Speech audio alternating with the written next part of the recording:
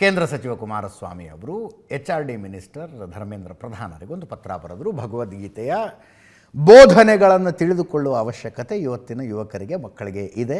ದಯವಿಟ್ಟು ಇದನ್ನು ಪಠ್ಯಪುಸ್ತಕದಲ್ಲಿ ಸೇರಿಸಿ ಅಂತ. ನ್ಯಾಷನಲ್ ಲೆವೆಲ್ನಲ್ಲಿ ಏನು ಅಂಥ ದೊಡ್ಡ ಚರ್ಚೆ ಆದಂಗೆ ಇಲ್ಲ ಈ ಪತ್ರ, ಬಟ್ ರಾಜ್ಯದಲ್ಲಿ ದೊಡ್ಡ ಚರ್ಚೆ.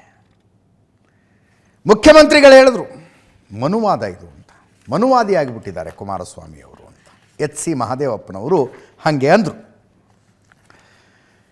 ಕುಮಾರಸ್ವಾಮಿ ಅವರು ಹೌದು ಪತ್ರ ಬರೆದಿದ್ದೆ. ಈಗ ಇನ್ನೊಂದೇನಾಗಿದೆ, 2019ರಲ್ಲಿ ಅನಿಸುತ್ತೆ ಕುಮಾರಸ್ವಾಮಿ ಅವರು ಮುಖ್ಯಮಂತ್ರಿ ಆಗಿದ್ದಾಗ ಪಠ್ಯಪುಸ್ತಕದಲ್ಲಿ ಭಗವದ್ಗೀತೆಯನ್ನು ಸೇರಿಸುವ ವಿಷಯ ಬಂದಿತ್ತು ಅವ್ರ ಮುಂದೆ. ಅವರು ಅದರಿಂದ ಏನು ಹೊಟ್ಟೆ ತುಂಬುತ್ತಾ ಅಂದಿದ್ರು. ಪಠ್ಯಪುಸ್ತಕದಲ್ಲಿ ಭಗವದ್ಗೀತೆ ಓದೋದ್ರಿಂದ ಏನು ಹೊಟ್ಟೆ ತುಂಬುತ್ತಾ, ಉದ್ಯೋಗ ಸಿಗುತ್ತಾ ಅಂದಿದ್ರು. ಈಗ ಹೇಳ್ತಾ ಇದ್ದಾರೆ ಹೌದು ಹೊಟ್ಟೆ ತುಂಬೋದಿಲ್ಲ, ಉದ್ಯೋಗ ಸಿಗೋದಿಲ್ಲ, ಬಟ್ ಅದಷ್ಟೇ ಅಲ್ವಲ್ಲ ಜೀವನ. ಸಮಾಜ ಯಾವ ಕಡೆ ಹೋಗ್ತಾ ಇದೆ ಅನ್ನೋದನ್ನು ನೋಡಿದ್ರೆ ಭಗವದ್ಗೀತೆ ಓದುವ ಅವಶ್ಯಕತೆ ಇದೆ ಅಂತ ಅನಿಸುತ್ತೆ ಅಂದರು.